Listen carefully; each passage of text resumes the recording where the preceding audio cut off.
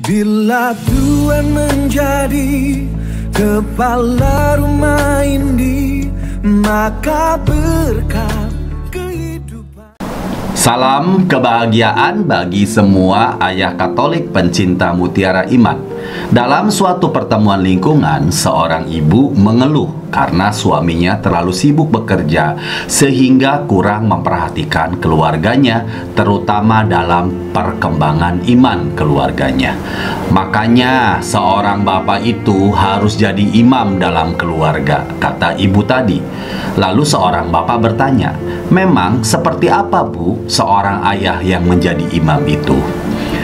Setelah kita belajar bersama tentang tugas dan peran pertama sebagai ayah yang diwahyukan kepada kita dalam kehidupan dan pelayanan Yesus Kristus, yaitu sebagai nabi atau guru, maka kita pada hari ini akan mengalihkan perhatian kita kepada tugas ayah untuk menguduskan keluarganya atau sebagai imam.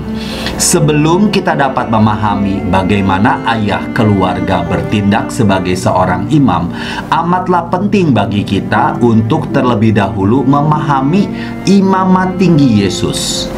Seperti setiap imam, Yesus berdiri di antara Allah dan manusia, mempersembahkan korban untuk menebus dosa umatnya.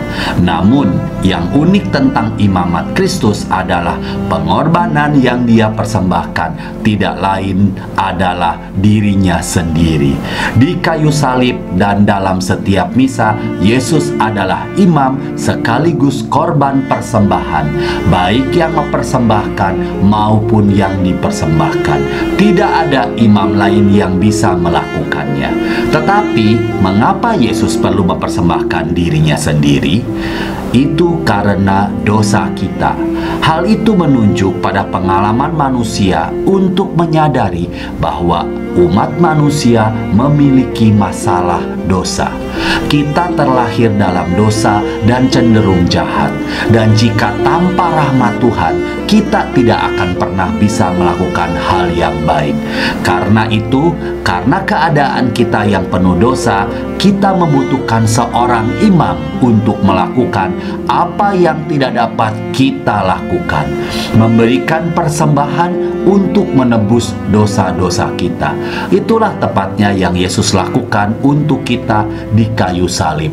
Melalui korban persembahan dirinya sendiri, Yesus memungkinkan pengudusan, pengampunan, dan akhirnya keselamatan kita.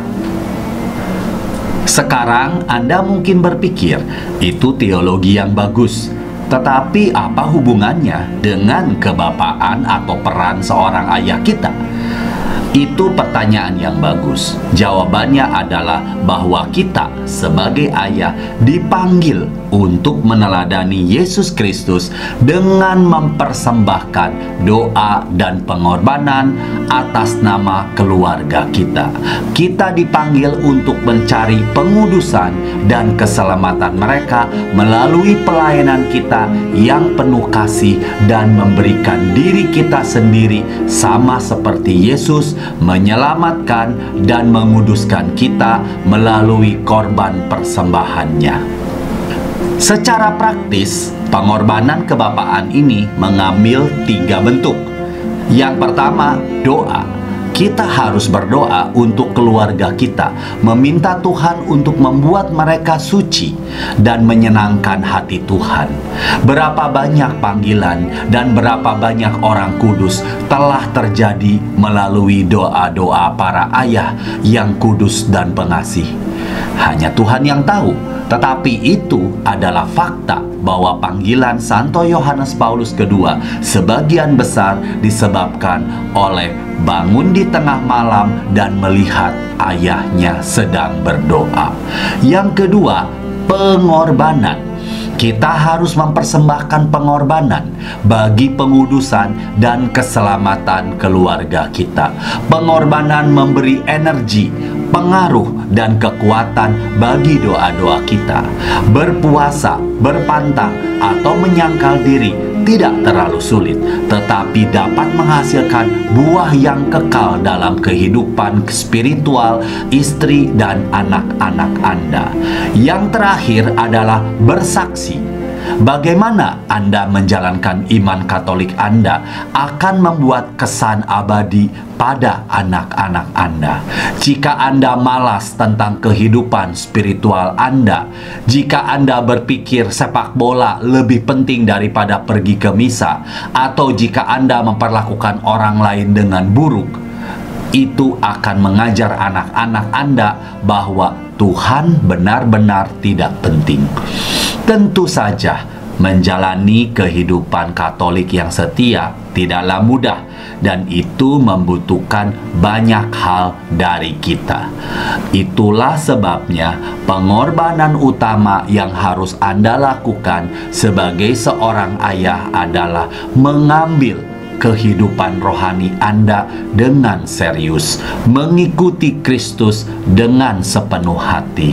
Melalui pengorbanan dirinya sendiri, Yesus memberi kita kehidupan. Sebagai ayah, kita juga dapat memberikan kehidupan dan kesehatan rohani kepada keluarga kita, meskipun secara tidak langsung, melalui doa dan pengorbanan kita atas nama mereka. Yang terpenting, kita dapat menawarkan kepada mereka contoh pengorbanan dari kehidupan yang dijalani dengan baik. Tuhan Yesus memberkati. Salam sehat bagi kita semuanya. Setiap waktu keluargaku adalah surgaku.